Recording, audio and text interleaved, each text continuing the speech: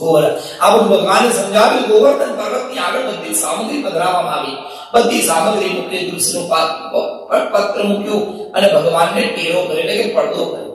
પણ એની પહેલા ગોવર્ધનની પરિક્રમા કરવાનું બહુ મહત્વ હતું. ભગવાને કીધું ચાલો આપણે ભગવાન ગિરિરાજની પરિક્રમા કરીએ.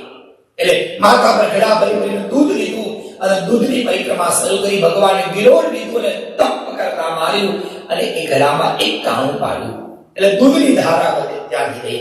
એટલે એને દૂધની પરિક્રમા કહેવાય. આજે પણ ગોવર્ધનની દૂધની પરિક્રમા કહેવાય.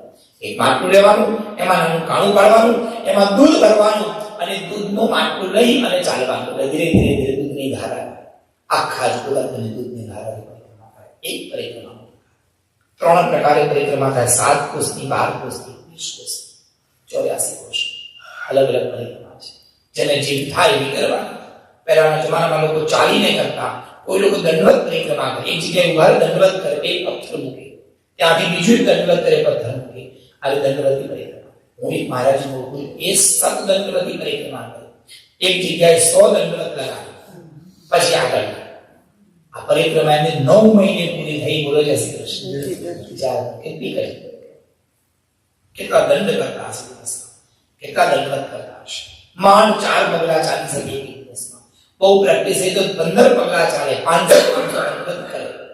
એવી કઠિન પરિક્રમાઓ. કારણ કે ગોવર્ધન ભગવાન સાક્ષાત છે. ગિરિ ગોવર્ધન ધારી છે. સ્વયં ગોવર્ધન એ ભગવાનનું જ સ્વરૂપ છે. આવી રીતે સુંદર પરિક્રમા કરવા માટે પ્રભુ લઈ ગયા. સૌથી પહેલા દંડવતી શિલા, રાધા કુંડ, કૃષ્ણ કુંડ કરતા કરતા કરતા કરતા તુલસીના લોટા થઈ અને ભાઈ જતીપુરા પધાર્યા. ત્યાં ભગવાને પરિક્રમા પૂરી કરી. જેટલી સામગ્રી ધરી, તુલસીનું પાન ધર્યું, આગળ ટેરો પડદો કર્યો અને બધાને કીધું કે હાથ જોડો અને ગિરિ ગોવર્ધન ભગવાનને વંદન કરો.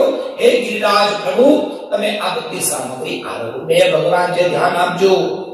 એક ગિરિરાજ ભગવાન એટલે કે પર્વત બીજ ભગવાન, અને બીજા ગિરિરાજ ધારી, ગોવર્ધન ધારી.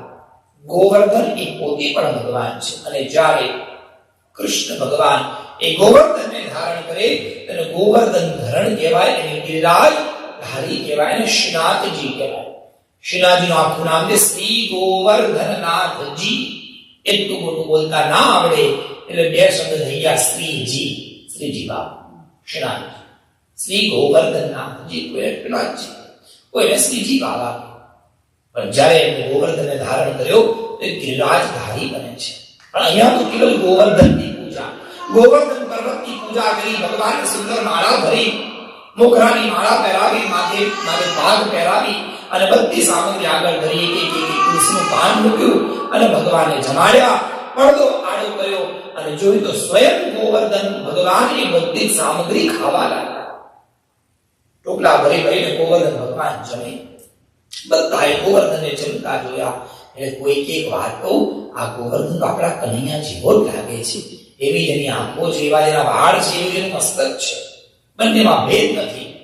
પણ બધાને મનમાં એમ પણ થયું કે આ ગોવર્ધન ભગવાન બધું ખાઈ ના જાય તો સારું, આપણી માટે કઈ રાખશે નહીં રાખે. કૃષ્ણ ભગવાન ચિંતા ના કરશે, જરૂર લાગશે. અને પછી ગોવર્ધન ભગવાન બધાએ પ્રસાદ આરોગ્યો. સૌએ પ્રેમથી ખાધું, ખૂબ આનંદ કર્યો. બધા ઘરે ગયા. અને જેવા ઘરે ગયા ત્યાં તો આકાશમાં વાદળા જામ્યા અને ઝરમર ઝરમર ઝરમર ઝરમર ઝરમર વરસાદ વરસ્યો.